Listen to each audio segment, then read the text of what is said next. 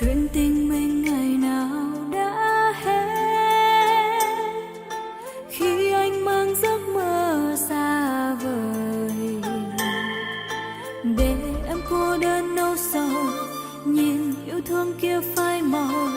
Anh ra đi trái tim em mang buồn đau. Những lỗi lầm thuộc về quá khứ, anh xin em hãy quên đi người, để cho anh được quay lại, được yêu em bao tháng ngày, tay trong tay với nhau trên đoạn đường dài. Được yêu em là điều may mắn của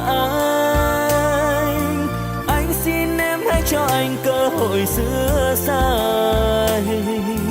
Dù rất muốn yêu anh thêm lần thứ hai, nhưng cảm giác con tim thật sự lo sợ. Hãy tin anh thêm một lần này nữa thôi, anh hứa sẽ yêu em không hề đổi thay. Lời hứa đó không cần anh phải hứa đâu, nếu có thể em mong anh hãy chứng minh. Vì yêu nên hôm nay anh đã biết lỗi.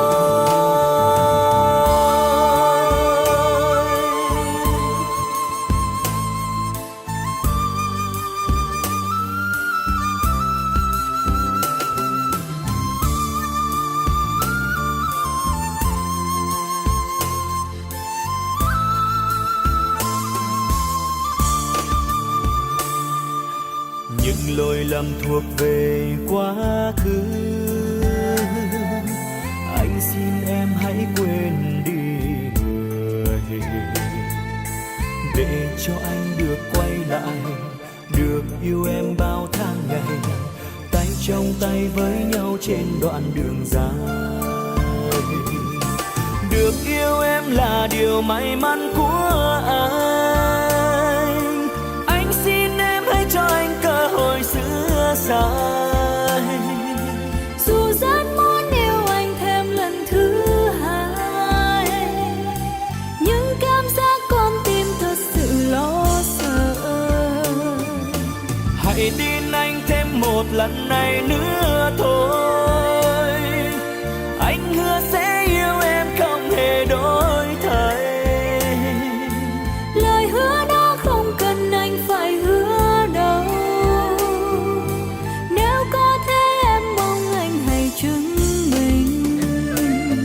Vì yêu nên hôm nay anh đã biết lỗi, được yêu em là điều may mắn của anh xin em hãy cho anh cơ hội sửa sai.